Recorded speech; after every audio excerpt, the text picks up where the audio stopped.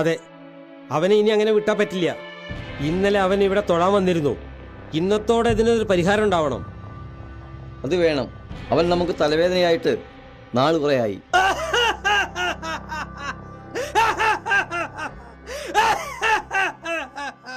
ഇന്നത്തോടെ തീർക്കണം അവൻ്റെ ഈ സൂക്കേട്. വരിക എല്ലാവരും.